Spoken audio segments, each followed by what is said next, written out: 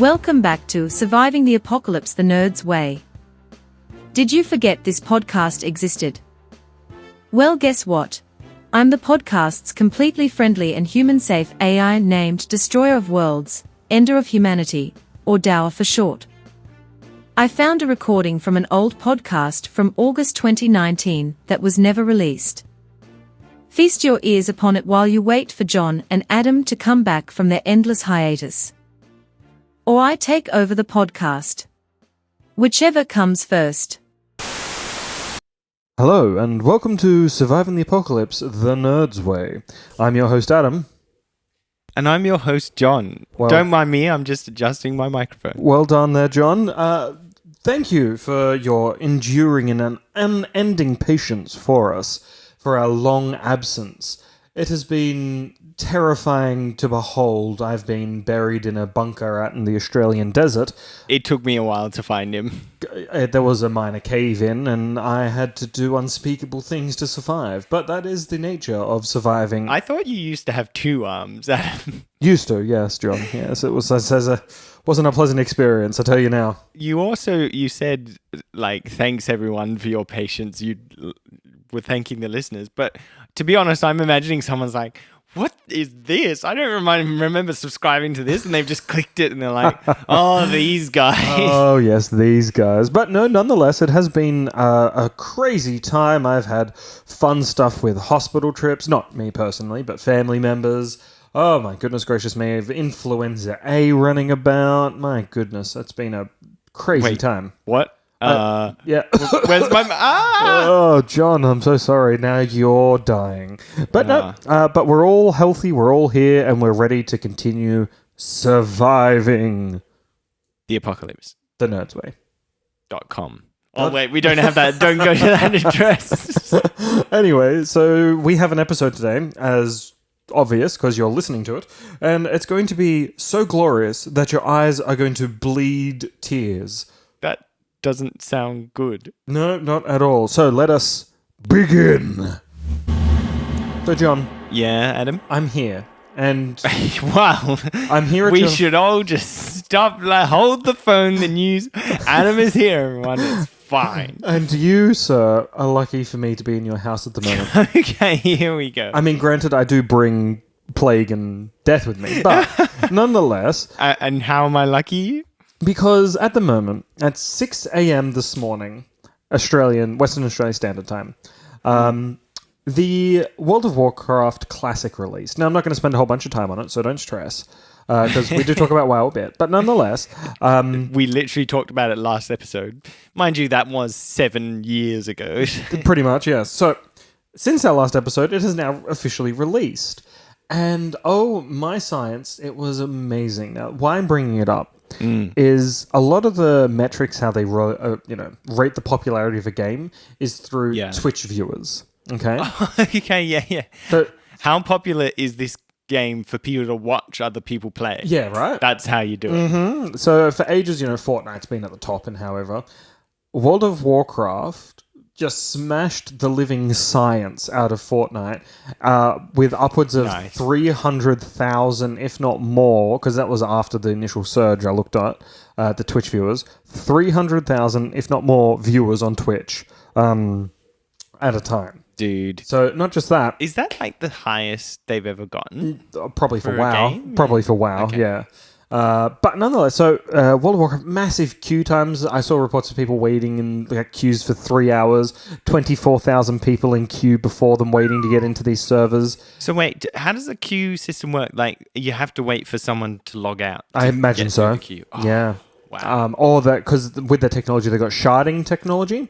So, people get transferred through different realms, so that, might disperse people enough to make some room on a specific server. But nonetheless, does that work in Classic, though? Yeah. Okay. They've done that. I'm pretty sure. Okay. But I played for about 3 hours this morning before I went to sleep. And I only got to level 7. Whoa. Which was crazy, but it was so much fun. I'm so excited. So yeah, that's pretty good. It was a lot of there's so many people, and I've seen reports because modern WoW at the moment is how do I put this? A garbage can on fire. Blizzard, if you're listening, great work on Classic. Hey, great work on... No, okay, so the artwork and everything is gorgeous in the modern WoW. But the story is basically someone has elected to light a medical waste dumpster on fire. Oh, no. But nonetheless, they keep saying things like, oh, you need to be patient and wait for the story to develop. And it's like, yes, this is a full expansion and the story is still developing. You could have given us some answers and resolved some issues, already. But unfortunately, you're just playing a silly long game that nobody's interested in. However, Classic, brilliant, love it, well done. What was I going to say? Oh, I'm blanking on what I was going to say next. That it only took you 3 hours to get to level 7. It was difficult. Like you have to literally manage what enemies you're attacking. Your resource bar goes down. Your health goes down. It's terrifying. It's fantastic. But I saw reports of like on Facebook and stuff like that, where people were forming queues to kill like bosses and stuff like that instead of just trying to rush in and steal it from somebody else, which is what happens nowadays. That's cute. Yeah, it's like and people are actually helping each other out. It's really good. It's exciting, like proper community. I guess because everyone's already done everything in the game, they're just coming back to play it again, so they're a bit more considerate. Yeah, maybe. That's nice. I like the community effect of that. Yeah. So so that was pretty fun, and I thoroughly enjoyed it. I just figured it'd be interesting to update people on that. So, World of Warcraft Classic is not for free, but it comes with your basic subscription. So, if you have World of Warcraft, you get both the retail version and you get the classic version for free. So, nice. Yeah, it's pretty good. And I mean, I do bag on retail quite a bit, but with that being said, it's okay. Like you've got, it's still a fun game. So, it's just classic is so much funner. So yeah, progress is an illusion. Just go back to the classics. Yeah, that's right. So yeah, John, you're gonna have to play with me. Okay. We need let's go with a frost mage, and Sure. you can help me with that. Yeah, that'd be great. Okay. I do not have time, but we'll find some robot script to do it for me. Sure. Is it true that in World of Warcraft it's not illegal? It's not against the rules to make a script? Oh yeah, I'm pretty sure. Oh, a macro. A macro, yeah. No, you can do a macro, but you can't have an external third-party source running a character. So I'll just get good at macros. Sure. That'll work. So yeah, play now, folks, and relive the past. It's now 2004, 2005. So enjoy yourselves. All right, so last episode you made me promise to watch Good Omens before the next episode. And because I was quite busy, I thought that was going to be an impossibility. However, because we were so busy, we hadn't done an episode. So I've had the time, I've sat down, I've watched it. I watched it with my wife. And actually she said, it's like watching you and Adam, is what she said to me. So obviously I'm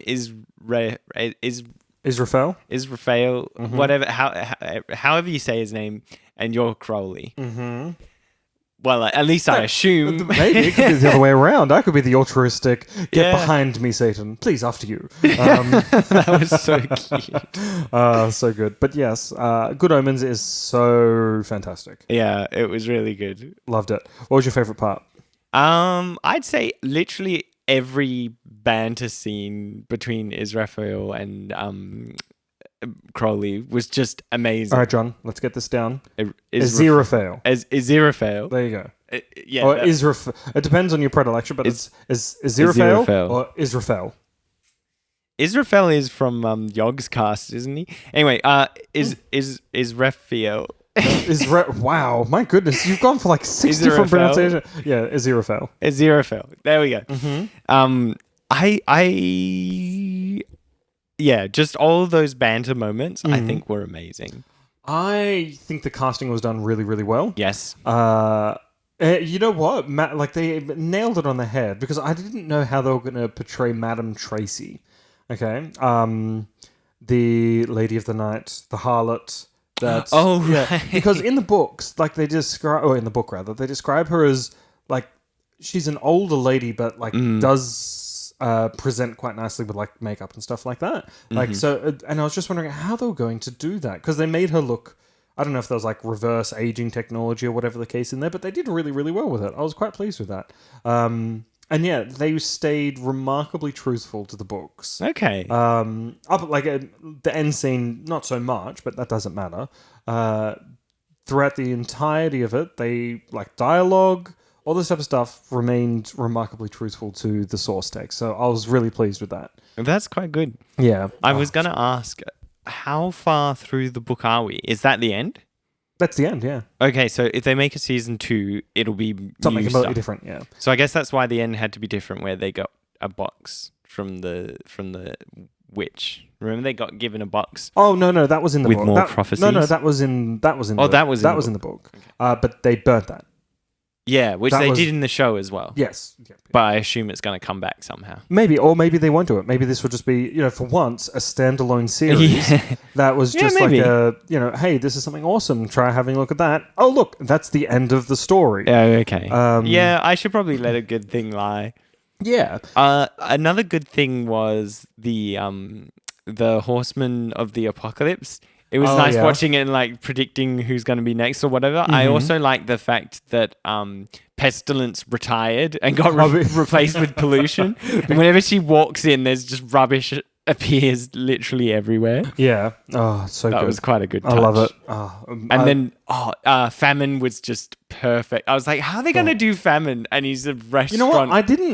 I didn't picture Famine that way. No. Okay. And not in a bad way. I just didn't picture him as he was cast. But I think they cast him really well. Yeah, I would say all the casting in this series, like in this show, has been top notch. Has been perfect, especially with Michael Sheen and David Tennant. I thought those two were fantastic together. I thought they had some amazing chemistry, and I was quite pleased with that. And Nick Offerman, I was so pleased to see him in there as the US ambassador. The US ambassador? Yeah. The son of Warlock. The father of Warlock? My apologies. The adopted father of Warlock. Right. Well, technically. You don't remember him? Yeah, gee, I didn't even recognize Ron Swanson him. without his mustache. He's only ever in via a... 2 scenes. Like an iPad connection, isn't it? Kind of, except in one scene where he was actually there. Right. When they went to the Middle East. But it was actually I hardly recognized him. Without his mustache, Ron Swanson, gotta love it. Yeah, so no, I thoroughly enjoyed it. I thought that they stayed remarkably true to the source material. Yeah. Neil Gaiman was an actual writer on it as well, so he had a lot of control over it, which made me happy. I honestly, nothing in my mind springs immediately to the forefront in regards to like anything I can be critical about it. No, it's not. Yeah, it was good. Like it's not. I don't think it was perfect, but I don't remember any glaring problems with it. I liked the portrayals of heaven and hell. Yeah. I liked the 2 demons, Duke Hastor and I can't remember the other one's name. But regardless, I love the fact that hell isn't like a place on fire. It's just basically a gross, damp old office. Mm-hmm. Yeah. This is weird. Underground sewage system type of thing. Everyone, like all the demons, just have weird things crawling on their heads. Mm-hmm. I liked the ending because like I was a bit confused as to were they changed by God? Like when Crowley was taking a bath in holy water. So that's not in the book, or you just forgot? That's not in the book. Okay. Not in the book at all. That was really nice because my wife said something that I actually thought was going to be the case as well, was that they were saying in their friendship with each other, Crowley became a little less demonic and a little more holy, and Aziraphale became just a little bit more wicked. Yeah, exactly. But as we found out, it was a bit of a body swap. Yeah, I must admit, I wish that it was a tiny bit further foreshadowed, because I know that they tried to show that with him becoming the strange woman.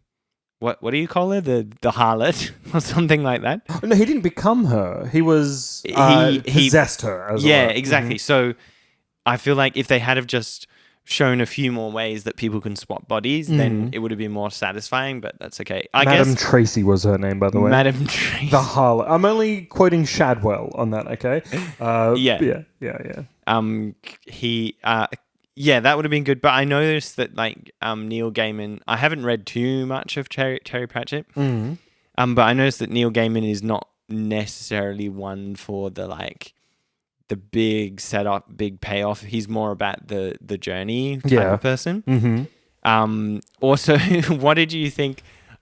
They cast Benedict Cumberbatch as the devil / Satan himself, but he only had like 3 lines. I did not pick his voice at all anyways. I bet that, I think too heavily altered. Someone must have told me, or I read it on the internet somewhere, because as soon as it appeared, I was like, that's Benedict Cumberbatch. But I think it reminds me of Smaug anyway, like the same sort of thing, just big CG. I bet they paid him like $2 million and he was in the studio for about 5 minutes. Yep, I would have done that for free. And I can pronounce penguins.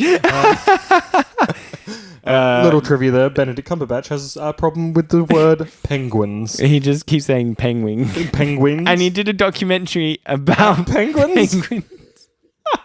Anyway, back to... And he played a penguin in Madagascar. Oh, really? No, maybe he didn't play a penguin, but I think he was in the movie Penguins. Oh, okay, yeah. Because they did a spin-off one. Anyway, back to Good Omens. Yes. I also really liked the Noah's Ark scene. Where they're like, oh no, the unicorn, it just ran off. Bother.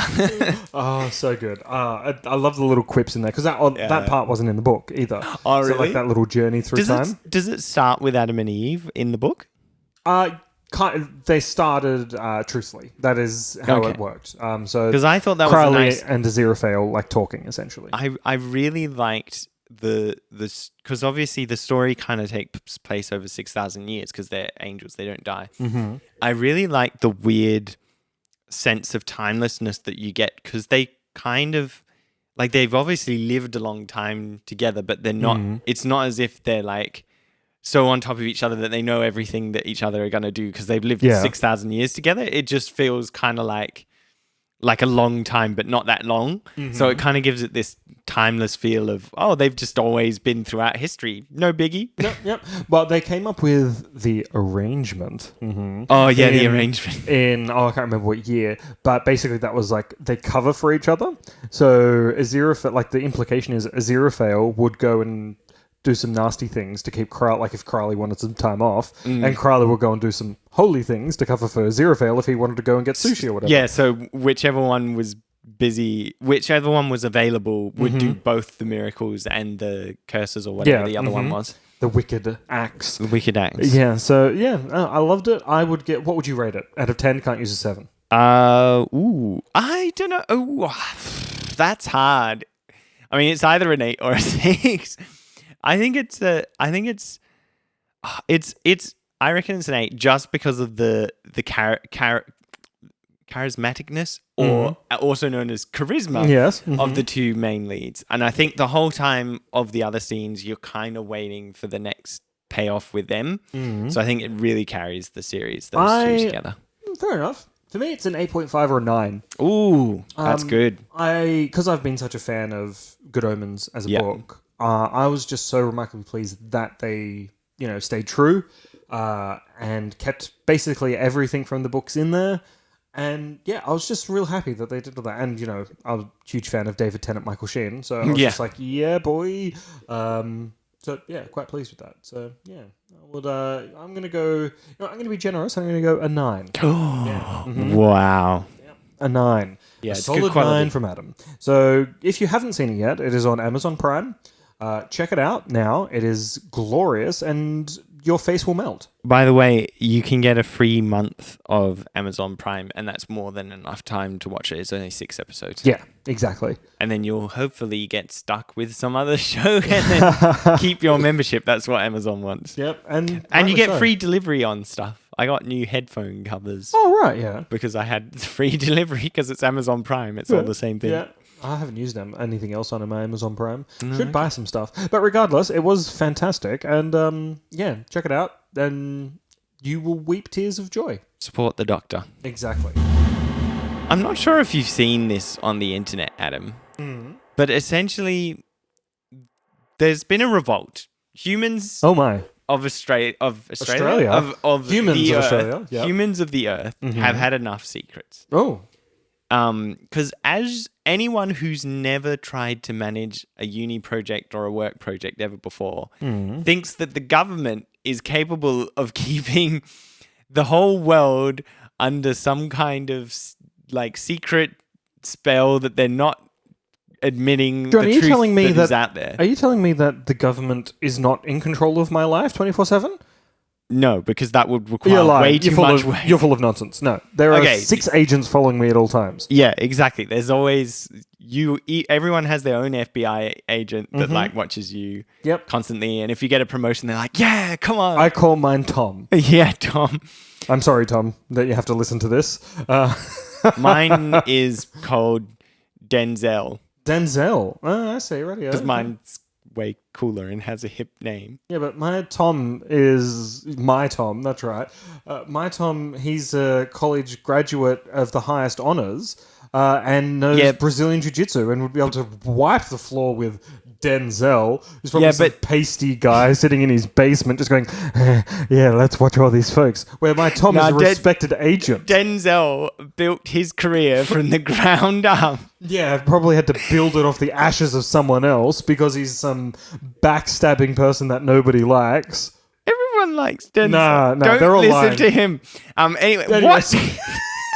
What was this topic even about? We're arguing over our imaginary... There is a revolt of people. Yep. Mm-hmm. Because as we know, the government is amazing at projects, group projects, and has basically kept all the secrets of the universe away from us for this time. But no longer. Oh my. Because a group of... How many is it up to now? Do you know? I have no idea. There's an amount, I'm going to give you time to Google it to check. Roger. Of people that have decided they're going to storm Area 51. And I don't know if you know this, Adam, but Area 51 is where they keep all the aliens. I did not know that at all. And have you got the number of people? No, because obviously we're in Australia, so it's a bit different. But I think like the last I heard was like 300,000 or 400,000 people. Really? Mm-hmm. Okay, that's a lot of people. Mm-hmm. They should sell tickets as well, and then they can fund more secret alien bases. But do you know what? I was actually reading. I like to go on Reddit sometimes because then you get to read articles or thoughts on things. And I found this thread on Reddit, which was, what conspiracy theories do you actually believe? Because there's a lot of conspiracies out there that that even the people who write about them don't necessarily believe them, but there's others that you're like, yeah.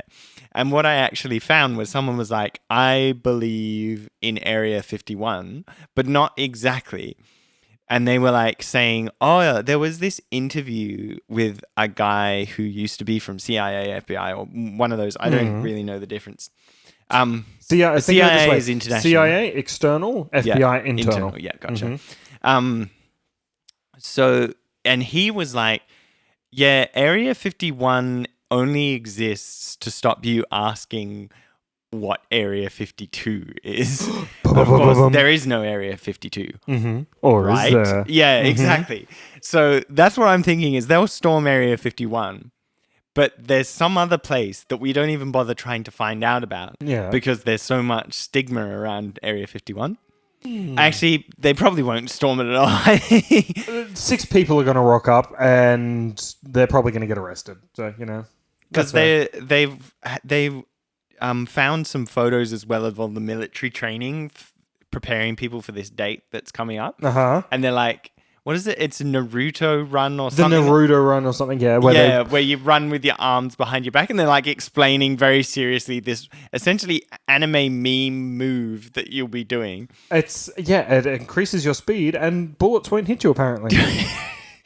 I'm not sure that it works in real life, but... No, nor do I, John, nor do I. But hey, if people want to throw their lives away, 400,000 people, in some random attempt to get into Area 51, then sure, get arrested. I do love all the memes. I do love all the memes that are like, they're quite fun. Me and my friends, the aliens, on the way back from Area 51 or whatever. Stopping at Macca's and whatever. Yeah. I love it. So good. When I don't have my own alien, I'm going to be quite sad. Angry that you didn't go. Yeah, exactly. I'd love like a hovercraft. That would be fun. Oh, yeah, time machine, that kind John, of stuff. You brought up an interesting topic though. What is a conspiracy theory that you believe? Okay. Yikes. I had to think about this because I was just reading it. I wasn't really thinking for myself. That's all right. I reckon the one that I'm starting to believe, and I perhaps shouldn't even talk about this. If you say flat Earth, I'm going to throw my shoe at you. No, not flat Earth. Okay, good. Although, to be honest, if a ship is a certain number of kilometers away, if the Earth is curved, you shouldn't be able to see it anymore. I'm going to throw my shoe at you, John. Don't worry, Tyson, I got him. Why is the sails not halfway down? No. I'm pretty good at sounding like a flat earther. Oh, no, that's pretty good, I must admit. And then makes you wonder why. No, the one I do semi-believe, and I don't want to get into any big conspiracy theories here, but I kind of do, is the music industry. Ooh, okay. I think that there's something going on there. Yeah. Because, and a good example is Taylor Swift. She started off as a country singer and she was singing songs. And her... Wait a second, John. Yes. A singer singing songs? She was singing... I meant like singing happy songs where she's singing about love and Romeo and Juliet or whatever it was. Mm-hmm. Then as things got on, her music style has changed to the point where now all her songs have a very different tone, a very different feel. And all of her avid fans keep saying, oh, it's just a quote unquote persona. But every song is now in the quote unquote persona. And I think Blank Space was the first one that started, where it's like, I basically want to get with you just so I can break up and be a bit crazy about it. Yeah. Which I feel like some people live that as a life philosophy. Not me, in case you can't tell. Anyway, what was I? Oh, yeah, Taylor Swift. Yep. All of a sudden it changed, and now every music video that she does has all this like snake imagery, and I don't know. I actually read an article about it. I don't believe everything in the article. Yeah. But essentially, it was representing her giving up her old self, and you could see... like they CGI'd all the Taylor Swifts that were in all the other video clips or something, and they were under a pile and she was on top of them or something. I can't remember exactly what it was. It was something weird like and that. dark. It was weird and dark. Essentially her like giving up her old self. And it makes me wonder, that happens to so many artists where they have their own style, or maybe they have better morals or something like that. They become big with their one big song, and then I feel like they get picked up by the industry and then they get changed. Yeah. And I'm not saying that there's some big like some people say that there's a weird cult and all this stuff, and I'm not necessarily saying that there's a cult, but I definitely believe that there's something going on there in the music industry. Interesting. So if all my songs on Spotify suddenly the view count drops, I'm going to be like, I shouldn't have said this. Yep, that's right. And welcome to Surviving the Apocalypse, the Nerds Way Conspiracy Edition. Add some creepy music, John. Let's see. A conspiracy theory, I believe. Let's see. I think that... it's so difficult. I don't honestly... Because I'm skeptical about a lot of things, right? I like to be doubtful until I've got some facts behind me, right? So essentially what you're saying is you don't believe any. Well, great segment, Adam. No. I think, let's see, for me, I am The Grudge. No. Okay, so I believe that we don't know everything we know about the pyramids. Yes! Because the mathematical... This gets so good. The mathematical precision of their construction is rather mind-boggling. And there's a missing capstone as well at the top. Yep. That apparently, and people have calculated that it could have generated energy or magnetism or something, that's way advanced technology. And another fact, sorry, just co-opting my stuff here. That's all right. Another fact that a lot of people don't know is they weren't built by the Egyptians. They were already there, is the generally accepted theory. So this is like pre-civilization. And look at the size of those things. We don't even build stuff that big nowadays. Well, I guess taller, but... maybe not as wide. Yeah. I don't know. Anyway. Fact check on John there. The generally accepted theory is that the Egyptians did in fact build the pyramids. Don't believe everything you read on the internet. It definitely wasn't prehistoric artificial intelligence, that's for sure. Back to the show now.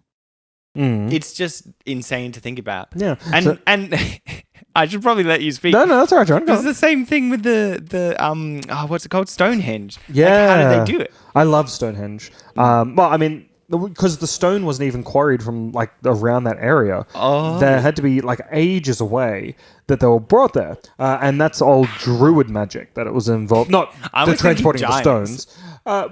Yeah, but I mean I'm thinking more realistically. Yeah, druids are way more likely than giants. Yeah, like the old pagan magics, if you will, in sacrifice around Stonehenge. So they thought that was more of a sacrificial temple and things like that around the summer and winter equinox. It lines up perfectly. Yeah, so essentially they'd figured out the pattern of the stars. Mm-hmm. Yeah. Way ahead of schedule. I love it. That's fantastic. But yeah, what else? So pyramids are, that makes it's a little funky with that type of stuff in like mathematical precision, the rate it built, the endurance of it. Yeah. All that's pretty cool. It's not so much a conspiracy theory, but it kind of is. It's more of a disputed historical fact. Yeah, right. Nero, the emperor of Rome, when Rome burnt down, essentially. The theory was, he was playing his fiddle and things like that. Nero was a weirdo, but there was conflicting reports where, he was out there trying to help people and things like that, as an emperor and a Caesar should, but that's neither here nor there, so I guess that doesn't really count. It's funny that you mentioned that as well, that each of these has had a Doctor Who episode about it, because the pyramids, they kind of proposed that they came from this alien that came from Mars, and the Stonehenge, obviously that was built to house the Doctor in the Pandorica. Yep.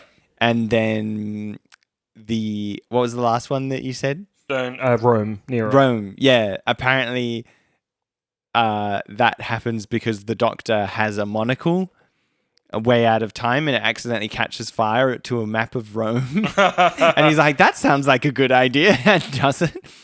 And I think the Doctor later quips in a new episode where he's like, the fire of Rome, I think I had something to do with that. Maybe not. Sorry, I'm looking at... You're trying to look up other conspiracy theories? Yeah, I'm trying to... Because you've said 3 so far, but they're all historical, which is really interesting. Yeah, well, I like I history. guess you don't believe anything from the, more recent, current day so much of it is so publicity-based. So, I mean, take your one for example. I don't think there's so much of a conspiracy as when people get, and forgive me for saying this, too big for their britches, in that, they become more well-known, more famous, they have more power. Yeah. Their personality and mindset is going to change along with that type of stuff. So you're saying mine's not even a conspiracy, I've just analyzed the human spirit or something? Potentially, yeah. So one of the other couple of ones is... So, you've got the Illuminati, that type of stuff, which is quite fun, which I don't believe. Dude, there's triangles everywhere. Even our microphone stands are a triangle. Oh, Illuminati confirmed. John, yeah, Illuminati confirmed. We're done. I do think that... you could say this is a conspiracy theory. I do think just in case you're aware, the pharmaceutical companies, which I was just about to smash, were trying to drug me. No, yeah, I was going to say, is this your way of making sure no one can overhear you? You trick them into thinking you're speaking another language. Yeah, pretty much. Solobo, Thelibi, Falabam. No. So I do think the pharmaceutical companies are blocking a lot of research into certain drugs. Oh no. So development of cancer treatments or things like that, because when you think about it, curing disease is not in the best interest of pharmaceuticals. It's the treatment of disease, so it's the same with the Water Corp. They are incentivized to sell less of their own product because they're supposed to be for water conservation. Yeah. But they make money off us using water. Yep. Mm-hmm. True. But that's interesting that you mentioned that, because I work in the healthcare industry, and I was actually talking to someone a while ago. Yeah. And she was like, yeah, it's the whole I used to be in pharmacy. Mm-hmm. The whole thing is corrupt. Yeah, right. And she was like, oh, the same company that produces some medicine that causes impotence in men also produces Viagra. Which I'm sure doesn't surprise you at all. Oh, that's hilarious. So they're creating their own problems to solve. And I'm sure that there's good companies out there, like every industry, but there's a lot of bad ones. Well, look at like Big Bang Theory, for instance. So one of the characters in there, Bernadette, she works for a pharmaceutical company. And she's gone, we just created a drug for which causes rectal bleeding or whatever it was. But we've also got this drug, like a drug that cures something but causes something else. But we've got this other drug that cures that. So it's like in a line. Yeah, exactly. So it's just like a never-ending cycle of tablets. I do think that the pharmaceutical company, they're blocking essentially, or not trying to develop certain medicines that will actually be helpful and impactful. Because let's face it, what is it? Australian scientists discovered the vaccine for ovarian cancer, which is massive. That's awesome. So, we're close to getting there, but I just think that we've progressed so slowly that we should have already got that type of cure for cancer, if you will. But, neither here nor there. Hopefully that'll happen soon. Fingers crossed. Yeah. Once it's profitable enough, anything can happen. Mm-hmm. So, but let us know what type of conspiracy theories you believe, or ones that we've missed out on that are so obvious that a sledgehammer should have been engraved with that conspiracy theory, and then beaten us over the head with it. Yeah, because anyone can come up with a conspiracy theory. All right, John, that is not true. You've got 15 seconds to come up with a conspiracy theory. Go. What? Okay. Let me think. I've got 15 seconds. I've got to think of one that's fun and relevant. Okay. All right. And you're done.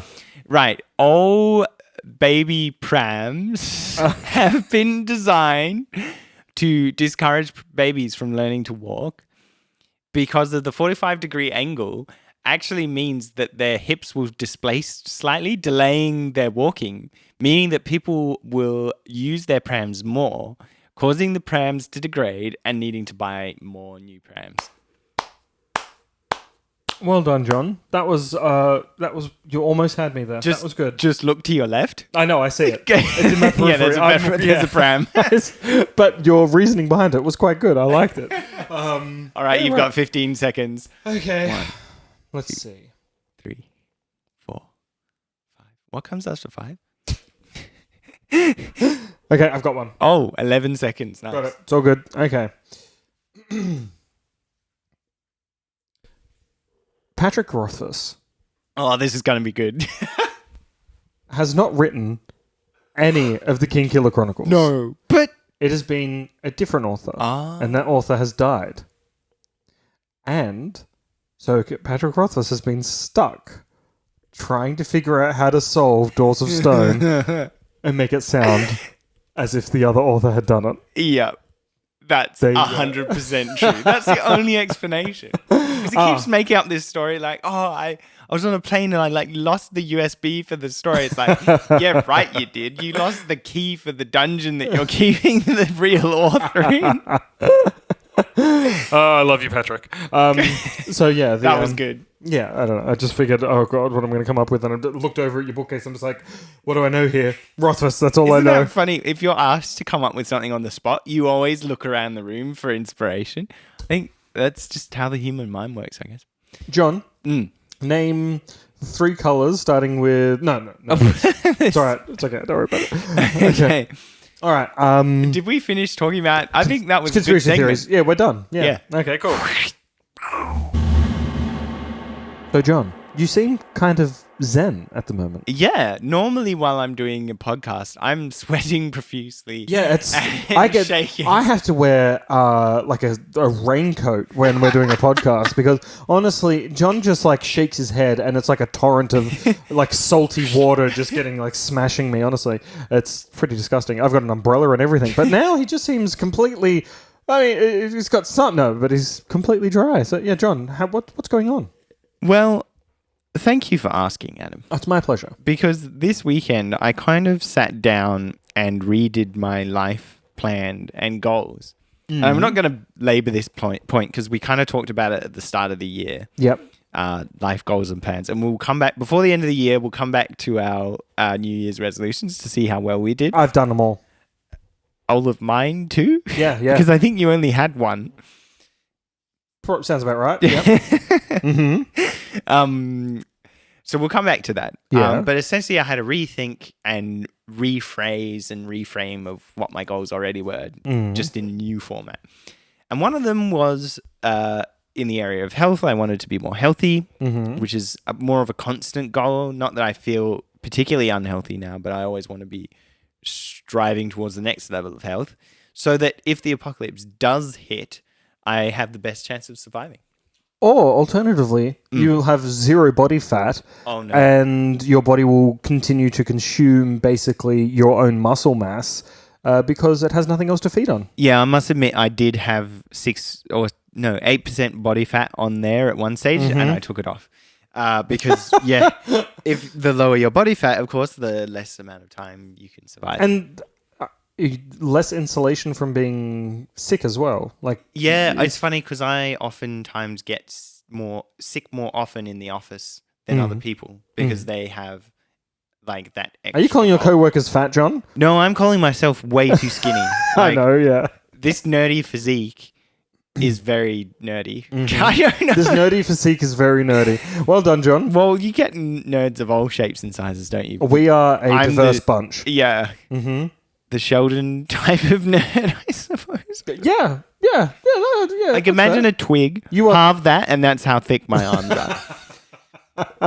John is very tall and very thin. But that wasn't the point of this segment. I forgot. And that's the end of the segment. Health goal. No, The health goal. Aside from hugging me and getting a paper cut, which is a line from Doctor Who, I can't claim that one. Oh, okay, right. I was going to say that was well done, John. I should have claimed it. I have also started one of the other areas in the health space that I wanted to focus on was stressing less because I'm quite how do you put this? Ball of anxiety? Yeah. I often overthink things. So I wanted to reduce my stress level. And I was like, how do people do that? So like old people in 2019, I go, what has Silicon Valley done to solve this problem? So I downloaded an app called Oak, which I've actually had for a while, but I haven't been using. I just use it for rain sound effects to go to sleep. But this app called Oak is essentially all about becoming a oak tree. So it's already started. The bark has grown onto metaphorical oak tree. So I'm glaring just in case my audience cannot hear that I'm glaring at John. Becoming the oak tree, represents that if it rains, if it's sunshine, if it's water, it's all just feeding you, and you're not worried about it. So it's a meditation app. Which has already made you all shut off not another podcast talking about meditation. Not at all. But I've actually found it really helpful. And I've done it for about now, so I'm an expert. Sorry, John, I didn't catch that. What was... Sorry, did you just say asparagus? 3 days is how long I've used it for. You've been meditating for 3 days, okay. But it's already had a nice effect because I think we talked about the sensory deprivation tank before. Yeah. And I found that really helpful because I sort of walked out and after that hour of having no senses, I was able to, I just felt so relaxed and elated.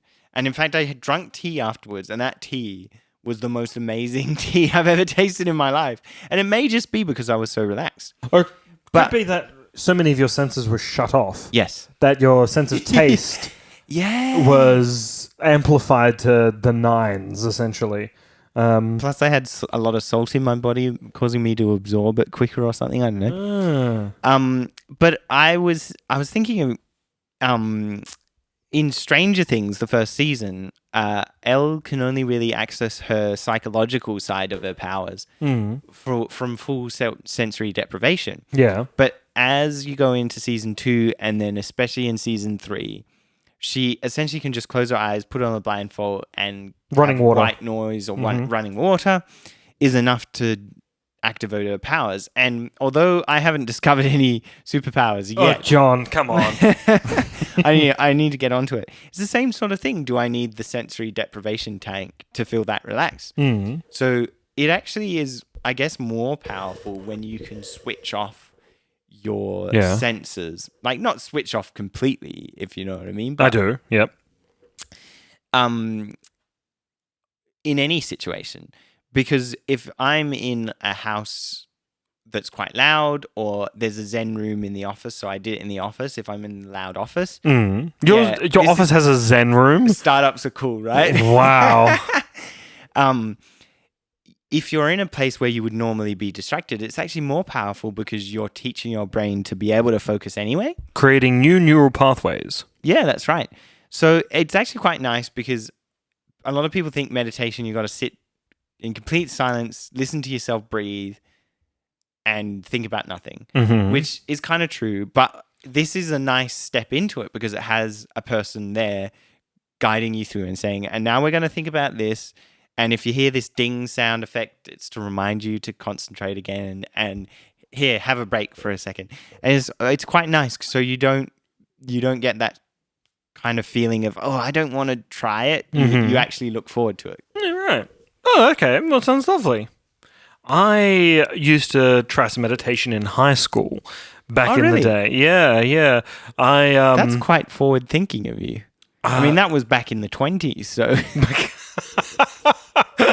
1620. 1620. I've been somewhat cursed with immortality, but regardless, I found it to be quite relaxing. And much like Elle and what have you, I'd like to do it near water. So I'd go down to the beach or that's good. Up near a place over in the Central Coast where I'm from called Crackneck, which sounds ominous, and that's because it is. Yeah. How did it get that name, Adam?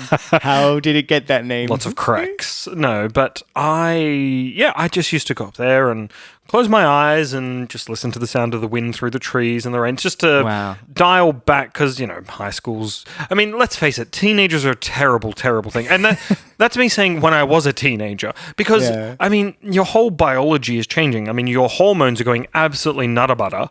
It's just horrifying. And I feel sorry for teenagers. Like my nephew at the moment, he's 13 or 14, I can't remember. But he's in the midst of going through, all his stuff of being a teenager. And he's an excellent kid.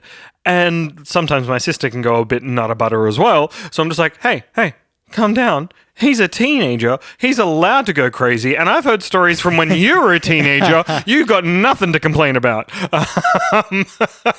So I had, but I don't know. I used to go up there to unwind. Like that is my one place in existence where it's like my touchstone. That's my hearthstone. Yeah, that's where if you were to rub a hearthstone right now, you would teleport back to there. Correct. Because that's like my center. That's the quiet. That's like the quiet soul of who I am, is because it's like high up. You overlook like the main entrance is what it's called. The entrance is like a town there.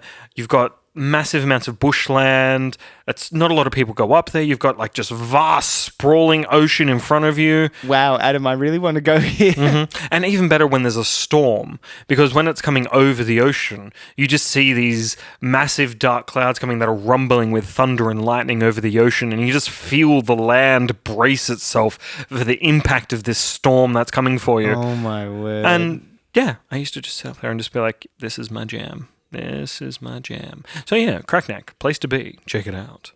Wow. Tourism numbers just went up by 100%. But no, the meditation I find to be a good thing. But I haven't done it in ages, I must admit. I haven't meditated in ages. Well, download this Oak app. And I don't want to become an oak tree, John. I'd prefer a willow tree. Okay, I'll make you an app called Willow. Thank you. You're just a bit more flexible. A weeping willow, preferably. Oh, yeah. Because, I cry. So the Oak app probably reminds you to meditate at the same time each day. Willow is like, whenever you want to. Yeah, exactly. I'm flexible. Okay, John, here we go. I'm looking forward to this. We have a challenge here. Now, this has been somewhat difficult, so we're going to try this out, but we may just abandon this and try something different. But this is what we're going to call the Spotify challenge. So, this is basic. How many of you out there have your Spotify playlist, and as soon as the first 2 seconds of a song come on, and you're just like, I know what that is? Well, John and I are going to try that with each other. We're going to test the knowledge of our own Spotify list. Dun, dun, dun, dun. Oh, wow. Dun, dun, dun, dun. Oh, wow. Dun, dun, dun, dun. I'm not going to do it again. 3's the charm, John. How could you not do that? Okay. So the way this is going to work is we are going to select 3 songs from each person's list. And what we're going to do is we're going to count the amount of time it takes for you to get both the title and the artist. Mm-hmm. And then we'll see whoever takes the least total amount of time will win. Yep. So we're going to start off with Adam. Alrighty. Are you ready? Yeah, okay, so I'd just like to point out as well, because John just took my phone and was scrolling through my playlist, and I must say, I have never felt more vulnerable and violated before in my life. But intentionally so. But it was just like such a vulnerable experience. Anyway, alright, John, hit it. Book of Love, Peter Gabriel. Word. That was actually technically 5 seconds, but I reckon it's unfair because the song takes a while to start. Well, we'll go with that because it depends on what I choose for you. So we'll just go with what it was, 5 seconds. But let's face it, that was like pretty much 1. Yeah, that was amazing. Mm-hmm. All right, next one. I reckon I didn't choose hard enough songs. Saturday Sun, Vance Joy. That was way too easy. That's legitimately 0 seconds. Who's Take Me to Church? Oh. She's the giggle at a Funeral. Everybody's disapproval. I reckon Should this have is worshipped way her too sooner. Maybe next time you should choose something a bit more difficult. I mean, I was worried you're going to pick something from the Piano Guys or something in there. I thought those were too easy because you'd be like, listening I do to love them all the Piano time. Guys. That's all right. Okay. All right. So, yep. So, what was my total, John? I think it was 7 seconds. Yeah, boy. All right. Here we go. All right. Now I'm going to pick John's songs. Oh, I better do well at this. You better. All right.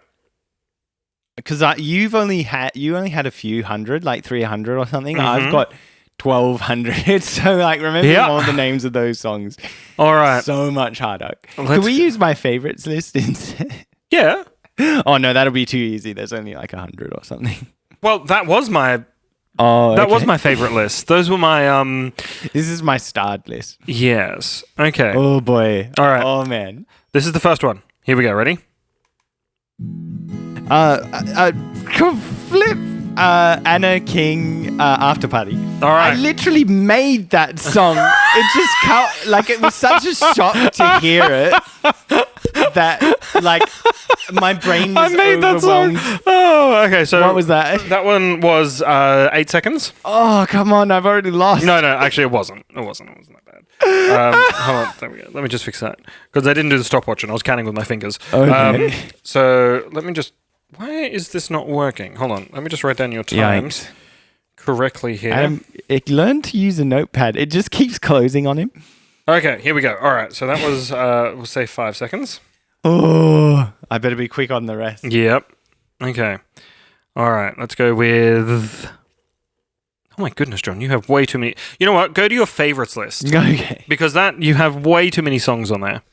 All right, so we're John is just changing his stuff over because, my goodness gracious me, I scrolled forever and only got down to a quarter of the way there.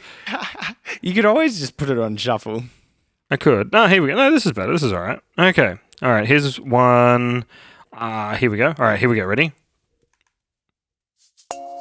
Our City, Hot Air Balloon. All right, 3 seconds. I had to literally sing the song in my head to remember. Because they're not similar. They're different. I don't know. They have a similar style. All right. Okay. All right. Here's one here. I don't even know what this one is. All right. Ready? The Veldt by Dead Mouse. Okay. 8-minute studio edit or whatever. Oh, it's also and Chris James. Oh, come on! I'll give it to you. Featuring. I'll give it to you. I could have told you that. I just didn't realize it was counted. Okay, so John, your total was 11 seconds. Oh, 11 seconds. Mm-hmm. All right, rematch. One more song each. Nah, 3 more songs each. No, one more song each. That was too easy for you. No, one more song each. Come on. Here we go. All right. And you know what? This one is going to be a different. I'm going to go back to your other playlist, your starred playlist, and I'm going to pick something. Also, how do you pronounce the word Welt? It's got like a million consonants put together. All right, here we go. Closer by Tegan and Sarah. 4 seconds. It took so long just to say their band name. All right, here we go. All right, John. We need to do this with way more songs next time. Yeah, we will. All right, here's my playlist. All right. And I've already given you my weakness as well, which is dreadful. Oh, yeah. Because I don't usually listen to a lot of it. Don't do it, John. That's such a cheap move. He's going to listen to him. Look at him. Oh, goodness, he's ruined it. They just keep coming up, like, just everywhere. Oh, yeah, sure, yeah. Everywhere. Come on, what one of these would you not know? Oh, come on. The ones at the top I definitely wouldn't know at all, you know. Chromeo Old 45? No, I wouldn't know that. That's a good song. Oh, how great is it? Honestly, it's got such just a chilled move. Oh, it's fantastic. All right, just close it. There we go. I get nervous when my phone is unlocked around people. All right, here we go. I'm not going to do anything with your phone. Okay, ready? All right, here we go. You better be ready for this one. Okay, go. Electric Daisy Violin, Lindsay Sterling. Oh, come on. No, you see, I told you. It's like 3 notes. I told you Piano Guys is my thing. Lindsay Sterling, I've listened to on repeat for like 3 years. But I was hoping that it would start off with strings and you would immediately think Piano Guys because you thought that's what I was going to go with. Nope. I know my Lindsay. I saw her live and she played that. And not to mention, that was my ringtone for 2 years. All right, rematch on a future episode. Okay, agreed. So that was a ringtone. Okay, I could not have picked a word. You literally could not have, because every time you'd call, I'd hear that, and I'd bust out some dance moves. Maybe next time we'll do it on pop music that we have a level playing field. Okay, fair enough. Okay, so yes, that's a game you can play with your friends, I suspect. Yes. So, anyways, I don't think I have anything else. John, do you? I guess not. Keep in mind, folks, that at the moment, at the time of this recording, the Amazonian rainforest is on fire and has been burning for quite a while. Oh, man. Do whatever you can to assist in that. I mean, we obviously, I don't expect you all to fly over there and start putting out fires, but at least, be aware of what's going on. Yikes. And because, John, you weren't aware of this, were you? No, yes. I'm quite out of date. I suppose. So, yeah, the Amazonian rainforest, for those of you who are not aware, has been on fire for the past 3 weeks and has been burning out of control as such. So, basically, the lungs of the earth have been burning. So, it's like they have snorted some habanero peppers or something, and it's just not pleasant. So, yeah, it's a dreadful ecological disaster.